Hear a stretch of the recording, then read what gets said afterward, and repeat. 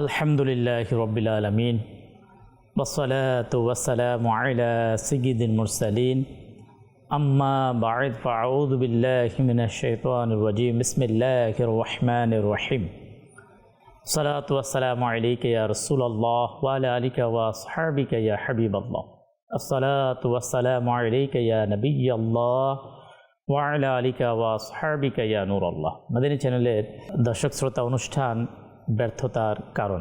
আজকে অনুষ্ঠানে একটি বিষয়ে আমরা আলোচনা শুনব। ধৈর্যহীনতা মানুষের সফলতার মাঝে এক অনেক বড় বাধা নিয়ে আসে। আজকের আলোচ্য বিষয় হচ্ছে ব্যর্থতার কারণ ধৈর্যহীনতা। তো এই ধৈর্য অর্থাৎ সবর এর মাধ্যমে আল্লাহ পাকের বান্দা কিভাবে দুনিয়া এবং আখিরাতে মহান রব্বুল আলামিনের পক্ষ থেকে সফলতার নিয়ামত অর্জন করতে, দুনিয়া এবং আখিরাতের সফলতা অর্জন করতে সফল হয়। ইনশাআল্লাহ কারীম আমরা আজকের এই প্রোগ্রামের মাধ্যমে কোরআনুল কারীমের হাদিসে মোবারকার বুজুর্গানে দিনের প্র্যাকটিক্যাল জিন্দেগি থেকে ইনশাআল্লাহ কারীম আলোচনা শুনব। মহান আল্লাহ তাবারক ওয়া তাআলা আমাদেরকে মনোযোগ সহকারে সওয়াবের নিয়তে আজকের আলোচনা শোনার, এর উপর আমল করার আল্লাহ আমাদেরকে তৌফিক দান করুন। আমাদের চ্যানেলের দর্শক শ্রোতা, ইনশাআল্লাহ কারীম আমরা আলোচনা শুনব। আলোচনাতে যাওয়ার পূর্বে আমরা জেনে নেব আল্লাহ পাকের আখিরি নবী, আমাদের প্রিয় নবী হুজুর সাল্লাল্লাহু তাআলা আলাইহি ওয়াসাল্লামের প্রতি দুরূদ পাঠ করার ফজিলত এবং বারাকাত। নবী করিম রউফুর রহিম সাল্লাল্লাহু তাআলা আলাইহি ওয়াসাল্লাম ইরশাদ ফরমান, কাল কিয়ামতের ময়দানে তোমাদের মধ্যে সবচেয়ে আমার নিকটতম ব্যক্তি হবে সে, যে দুনিয়ায় আমার প্রতি সবচেয়ে বেশি দুরূদ পাঠ করবে। ময়দানে মাহশর, কঠিন হাসরের ময়দানে, বিপদের সেই মুহূর্তে আল্লাহর প্রিয় হাবিব সাল্লাল্লাহু তাআলা আলাইহি ওয়াসাল্লামের নৈকট্য পাওয়ার, কাছে থাকার যে আমল, তা হচ্ছে নবী করিম সাল্লাল্লাহু তাআলা আলাইহি ওয়াসাল্লামের প্রতি দুনিয়ায় বেশি পরিমাণে দুরূদ শরীফ পাঠ করা। আল্লাহ আমাদেরকে বেশি থেকে বেশি পরিমাণে দরুদ ও সালাম পাঠ করার তৌফিক দান করুন। সাল্লু আলাল হাবিব সাল্লাল্লাহু তাআলা আলা মুহাম্মদ সাল্লাল্লাহু তাআলা আলাইহি ওয়াসাল্লাম। মাদানী চ্যানেলের দর্শক শ্রোতা, আজকের ব্যর্থতার কারণে অনুষ্ঠানের আলোচ্য যে বিষয় তা আমরা জেনে নিয়েছি, তা হচ্ছে ধৈর্যহীনতা। ধৈর্যহীনতা মানুষকে প্রতিটা কাজের মধ্যে সফলতার পরিবর্তে তাকে ব্যর্থতার রাস্তা দেখিয়ে দেয়। ইনশাআল্লাহ কারীম আজকের অনুষ্ঠানের শুরুতে আল্লাহ তাবারক ওয়া তাআলার এমন এক বান্দা যার মাঝে ছিল ধৈর্যের এক বড় নিয়ামত। কত বড় নিয়ামত তার মাঝে ছিল ধৈর্য ধারণ করার। এর মাধ্যমে ইনশাআল্লাহ কারীম দর্শক শ্রোতা, আমাদের যখন বিপদ আসে, মুসিবত আসে, ওই মুহূর্তে ধৈর্য ধারণ করার সেই অ্যাবিলিটি যেটা প্রয়োজন, একজন মানুষের থাকার প্রয়োজন, সেই জিনিসটা ইনশাআল্লাহ কারীম আমাদেরও মাঝে আল্লাহ পাকের দয়ায় ইনশাআল্লাহ সৃষ্টি হবে। আমরাও ধৈর্য ধারণ করার সেই মন মানসিকতা তৈরি করতে পারবো। আসুন দর্শক শ্রোতা, আমরা মনোযোগ সহকারে সেই ঘটনা ইনশাআল্লাহ আমরা শ্রবণ করি। এরপরে ইনশাআল্লাহ কারীম আমরা হাদিসে মোবারকাও শুনবো, পবিত্র কোরআনুল কারীমের আয়াতে মোবারকাও ইনশাআল্লাহ কারীম আমরা আজকের অনুষ্ঠানে আমরা শ্রবণ করব।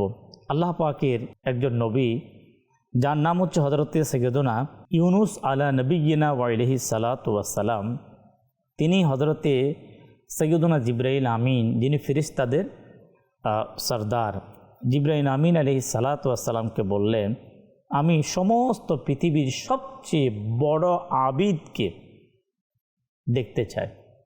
আবিদ তথা ইবাদতকারী, অর্থাৎ পৃথিবীতে এই সময় সবচেয়ে যিনি বড় ইবাদতকারী, সেই ইবাদতকারী মানুষটাকে আমি দেখতে চাই। হযরতে সাইয়্যিদুনা জিবরাইল আমিন আলাইহিস সালাতু ওয়াস সালাম তাকে এমন ব্যক্তির নিকট নিয়ে গেলেন যার পা কুষ্ঠরোগের কারণে পচে গলে গিয়েছে এবং সেই ওই মুহূর্তে মুখে বলছে, হে আল্লাহ পাক, তুমি যতক্ষণ চেয়েছ আমাকে এই অঙ্গ দ্বারা উপকার দান করেছ, যখন চেয়েছ তুমি নিয়ে নিয়েছ, আর আমার আশার স্থান শুধু তোমার সত্তার উপর অবশিষ্ট রাখো। হে আমার সৃষ্টিকর্তা, আমার উদ্দেশ্য বাস শুধু তুমি। হযরতে সাইয়্যিদুনা ইউনুস আলা নবিয়িনা আলাইহিস সালাতু ওয়াস সালাম বললেন, হে জিবরাইল আমিন, আমি আপনাকে নামাজি রোজাদার ব্যক্তি দেখতে বলেছিলাম। জিবরাইল আমিন আলাইহিস সালাতু ওয়াস সালাম হযরতে সাইয়্যিদুনা ইউনুস আলা নবিয়িনা আলাইহিস সালাতু ওয়াস সালাম বললেন, হে জিবরাইল আমিন, আমি আপনাকে নামাজি রোজাদার ব্যক্তিকে দেখাতে বলেছিলাম। হযরতে সাইয়্যিদুনা জিবরাইল আমিন আলাইহিস সালাতু ওয়াস সালাম উত্তর দিলেন, এই ব্যক্তি বিপদে আক্রান্ত হওয়ার পূর্বে এমনই ছিল। এখন আমি এই আদেশ পেয়েছি যাতে তার চোখ নিয়ে নিই। অতএব হযরতে সাইয়্যিদুনা জিবরাইল আমিন আলাইহিস সালাতু ওয়াস সালাম ইশারা করলেন এবং তার চোখ বেরিয়ে আসলো। অতএব যখন তার চোখ বেরিয়ে আসলো, সে ইবাদতকারী, সে আবিদ মুখে একই কথা বলল, হে আল্লাহ পাক, যতক্ষণ তুমি চেয়েছো এই চোখ দ্বারা আমাকে উপকার করেছো, আর যখন চেয়েছো আবার ফিরিয়ে নিলে। হে আল্লাহ পাক, আমার আশার স্থান শুধু তোমার সত্তার উপর রাখো। হে আমার সৃষ্টিকর্তা, আমার তো উদ্দেশ্য বাস শুধু তুমি।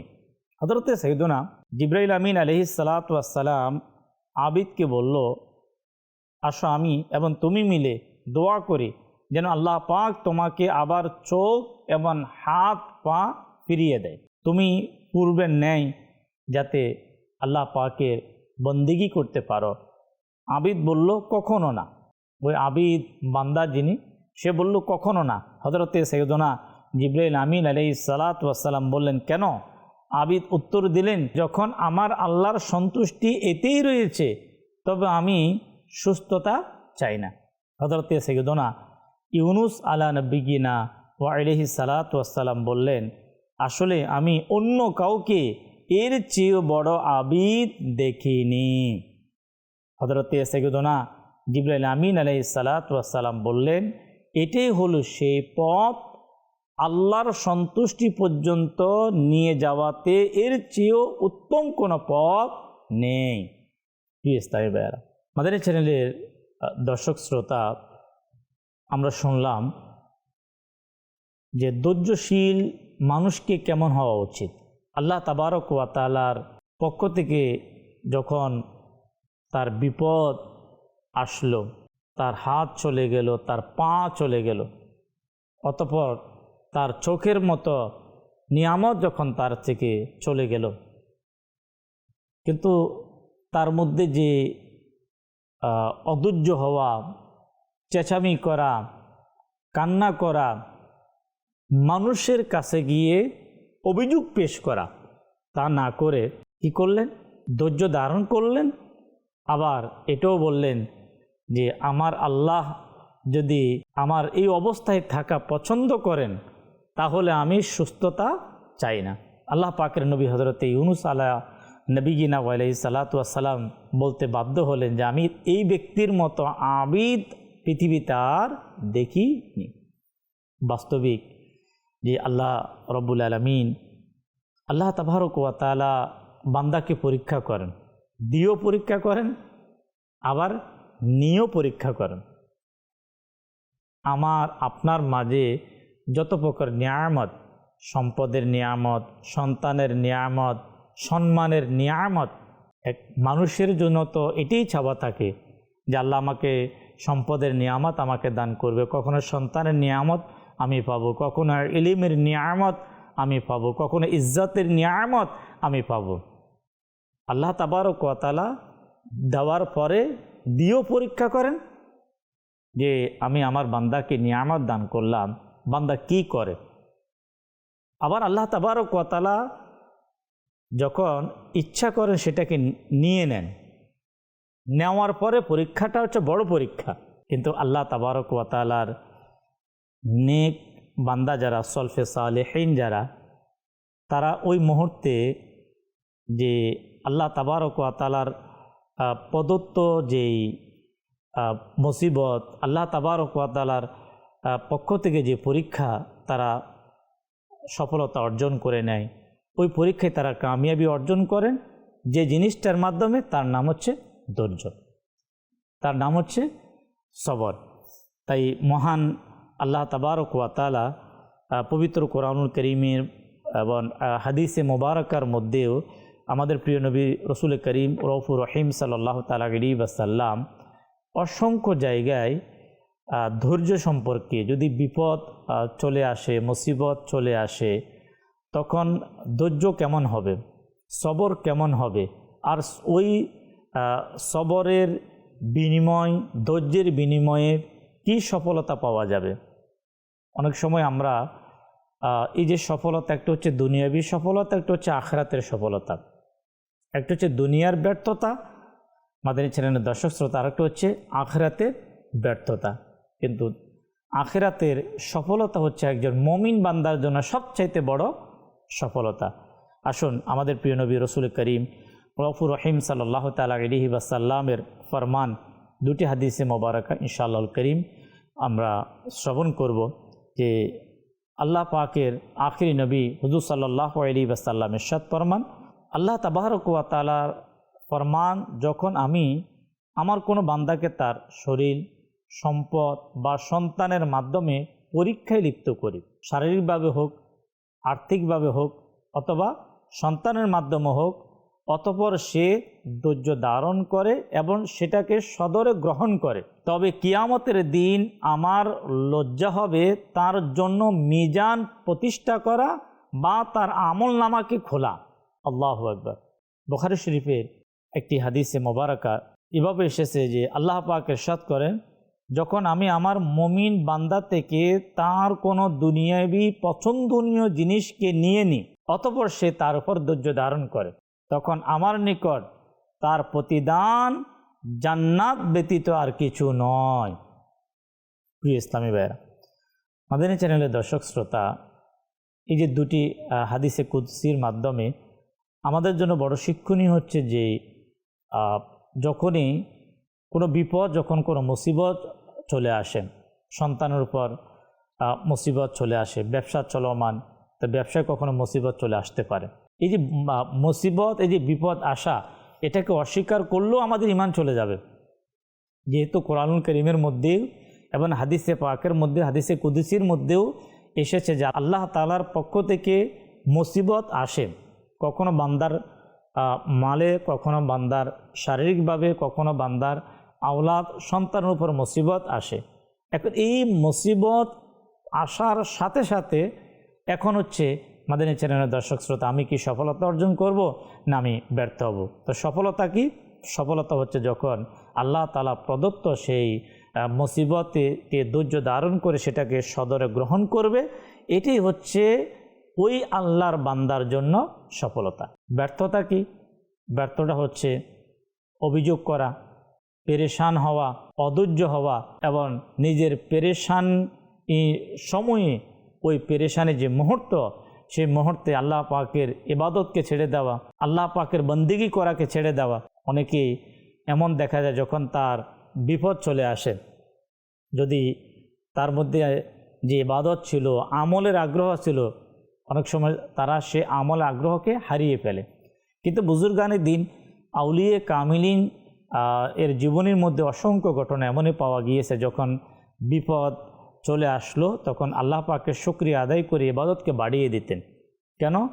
এই জন্য ইবাদতকে বাড়িয়ে দিতেন যে আল্লাহ পাক আমার উপর রাজি এবং আল্লাহ পাক আমার উপর খুশি, বিদায় আল্লাহ আমাকে বিপদ দিয়েছেন, আল্লাহ পাক আমাকে মুসিবত দিয়েছেন, তা আমি ধৈর্য ধারণ করব এবং এই ধৈর্য ধারণ করার মাধ্যমে এর যে একটা নিয়ামত, এর যে একটা প্রতিদান, সওয়াব, এটা আমি পাবো। তাই প্রিয় ইসলামী ভাইয়েরা, মাদানী চ্যানেলের দর্শক শ্রোতা, যে সফলতা পাওয়া যদিও বা কঠিন, এর যে মাধ্যম, এর যে পদ্ধতি রয়েছে, সেটাকে যদি আমরা ইনশাআল্লাহুল কারীম পালন করতে পারি তাহলে অবশ্যই আমরা সফলতা অর্জন করতে পারবো। কিন্তু বড়ই আফসোসের বিষয় হচ্ছে যে ধৈর্য ধারণ করা, অর্থাৎ ধৈর্যহীনতার যে অবস্থা আমাদের সামাজিকভাবে, সামাজিক কর্মক্ষেত্রে হোক, আমাদের চলার ক্ষেত্রে হোক, আমাদের চাকরির ক্ষেত্রে হোক, অথবা আমাদের পরিবারকে মেনটেন করার ক্ষেত্রে হোক, সন্তানকে পরিচালনা করার ক্ষেত্রে হোক, মায়াদাল আল্লাহ পাকের ফানা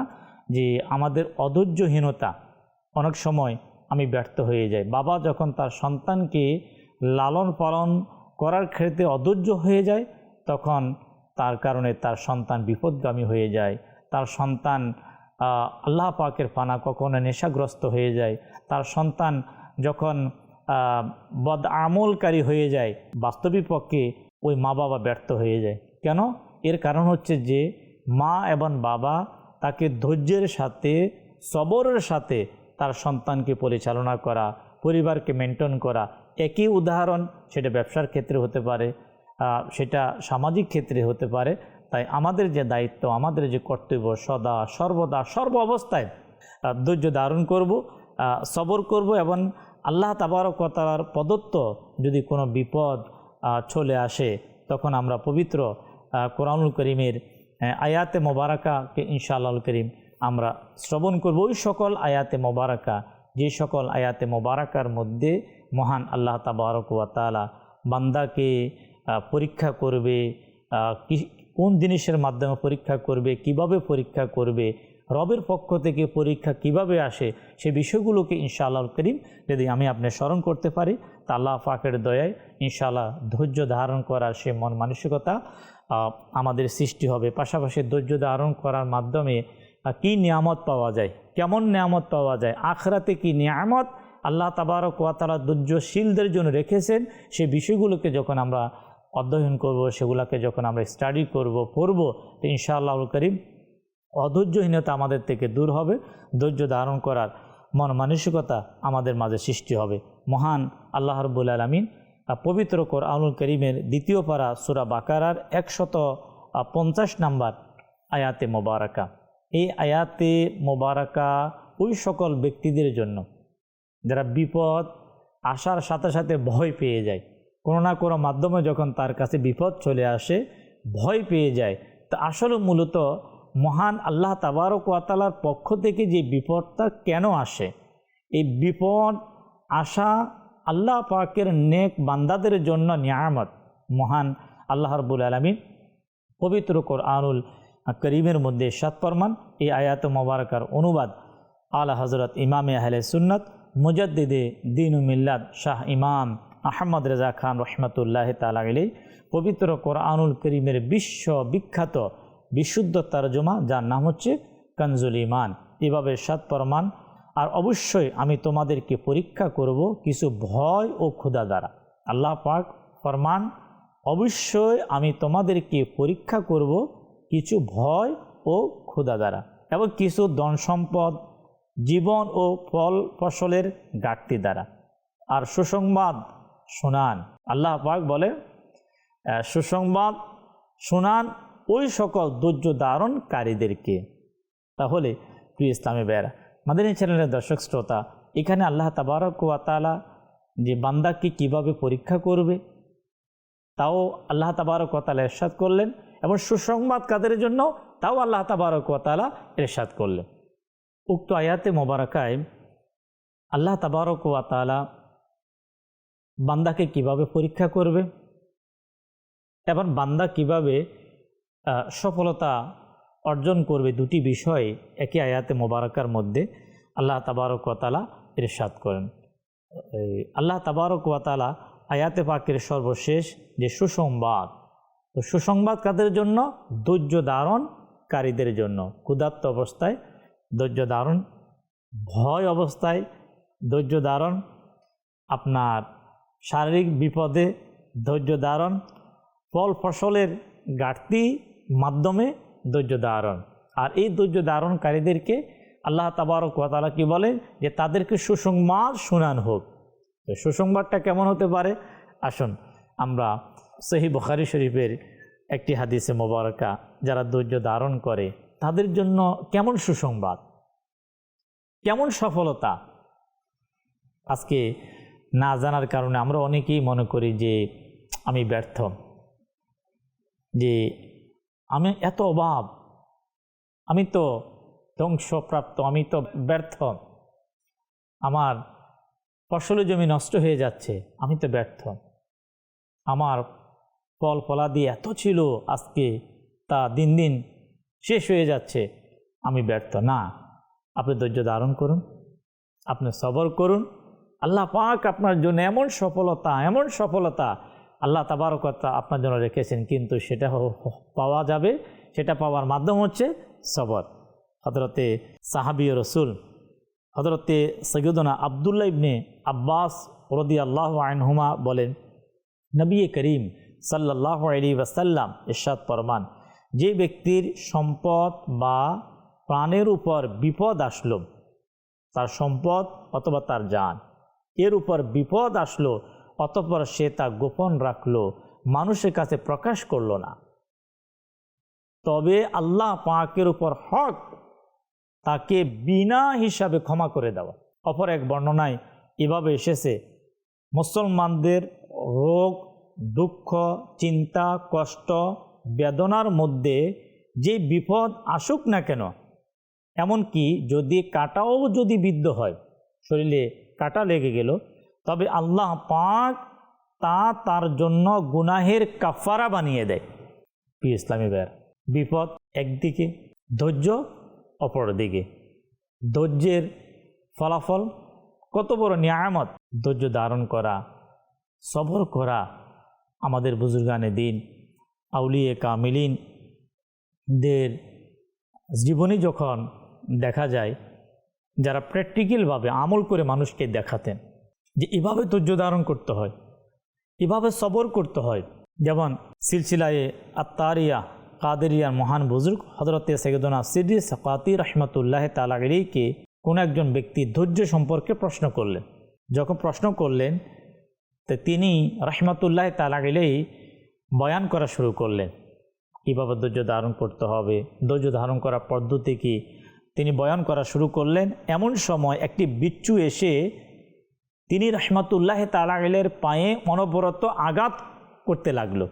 সিদ্দিক সাকাতি রাহমাতুল্লাহ তাআলা আলাইহির পায়ের মধ্যে দংশন করতে লাগলো।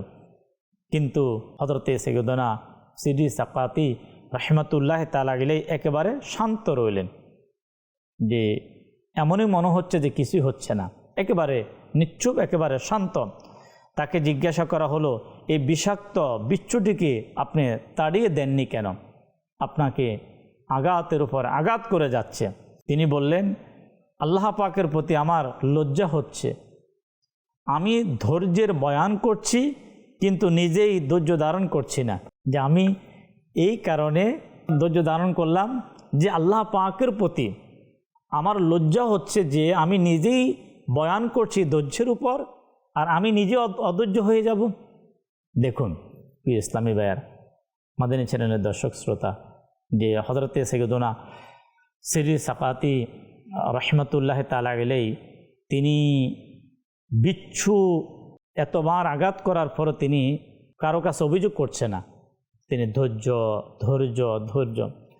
আমাদেরকে তো এই চাইতে যদি আরও ছোট কোনো কিছু যদি আমাকে আপনাকে যদি আঘাত করে, দেখা যাচ্ছে হয়তো ওই দিনে একাধিক মানুষের কাছে সংবাদ পৌঁছে যায়। বিপদ আসতে দেরি হয় না, সেটা মানুষের কাছে বুঝতে বেশি সময় হয় না। সোশ্যাল মিডিয়ার যুগ, ভাই আগে ধৈর্য ধারণ করুন, আপনি সবর করুন। হ্যাঁ, দোয়ার উদ্দেশ্যে বলা সেটা আলাদা বিষয়, যে আমি ফোনের মাধ্যমে অথবা সোশ্যাল মিডিয়ার মাধ্যমে বার্তা পৌঁছানোর মাধ্যমে অনেকে দোয়া করবে, এর নিয়ত হচ্ছে আলাদা। কিন্তু মায়েদ আল্লাহ পাকের পানা, যে যদি এই নিয়ত ব্যতীত যদি আমি মানুষকে শুধু বলতে থাকি, সেটা আমার শারীরিক বিপদ হোক, আমার আর্থিক সমস্যা হোক, যে কোনো বিষয় হোক, তাহলে এটা হচ্ছে ধৈর্যহীনতা। তাই আমাদেরকে প্রিয় ইসলামী ভাইয়েরা, মাদানী চ্যানেলের দর্শক শ্রোতা, আমি আপনি যদি মহান রব্বুল আলামিনের পক্ষ থেকে নিয়ামত পেতে চাই, সফলতা অর্জন করতে চাই, তাহলে ধৈর্যের কোনো বিকল্প নেই।